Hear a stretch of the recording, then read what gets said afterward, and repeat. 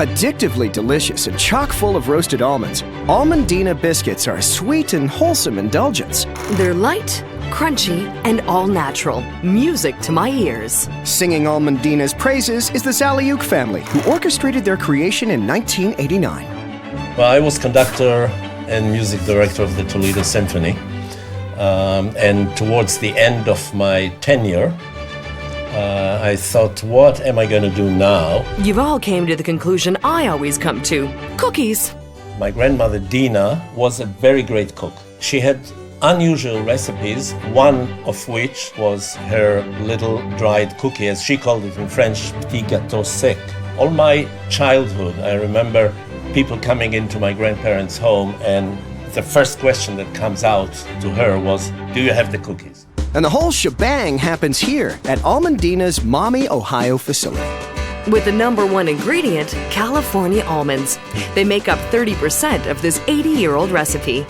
Today I'm going to use 1,000 pounds of these little guys. 500 kilograms. You told me once you could bench press that, right? Well, let's keep the spotlight on these Almondinas. I mean, they're the star of the show.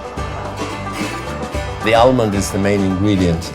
It's the #1 in the list of ingredients on the packet, and we wanted to stay there because the almond is the fascination of the whole thing. And we've never compromised on the amount of almonds, no matter how big we've got.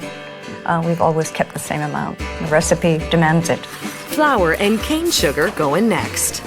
And then, even more of the all-important almonds, which, by the way, are not nuts, but seeds of the almond tree. Look who showed up with bells on today. Yeah, I don't mind if I toot my own horn. Egg whites go in next, followed by natural flavorings, including vanilla. The exact measurements are secret. This recipe is safely guarded. It's in the safe in the bank, and the other part is in my head. So he's highly insured. Yes. Yeah, join the club. Right. The batter turns until the delicate final ingredient debuts. Second fiddle to the California almonds, the California raisins. They're incorporated until it's guaranteed they'll be in every bite. This 100-kilogram batch is hoisted up and poured into a depositor's hopper. With a worker's guiding hand, it's deposited into loaf pans, 87 of them. Which will become 8,820 cookies. Or a week's supply given my cookie addiction. It is a very good addiction to have. The problem is stopping once you start. Yeah, you can say that again, sister. The deposited loaves are smoothed out and weighed, then loaded on a rack that goes to an oven to bake. Baked through, the loaves are flipped out of their pans and left to cool overnight. The next day, they take a first-class elevator ride to Wendy, who oversees the slicer. One big responsibility, but can she bear the load? Or should we say, loaves? Well, the slicing is the major technological part of the process, because we slice it so thin, and that's a trade secret for us, how we do it. How is a secret, but what and why isn't. It's about 1/8 of an inch thick, which enables you to crunch on it with pleasure. Sliced biscuits go through a second bake that toasts them on both sides. And then they're gathered by workers and placed in their tray packaging. Cookie trays are directed toward wrapping.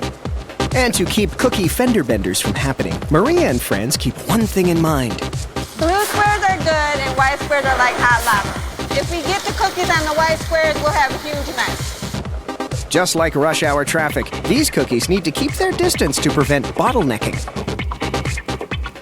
Trays are fed through a flow wrapper. Then they slide toward their cases. Cases are taped, then palletized, stored for shipping. Almondina's symphony of flavor hits the right note, especially for those with a guilty cookie conscience. We call it the delicious cookie without the guilt. Why is it guilt-free? It doesn't contain any fat or shortening, so it's low calorie to begin with. I say forget calories. Listen to your taste buds. And Yuval's wise words. Food for the stomach and food for the spirit. Both go together. And with that, I believe the fat lady has sung.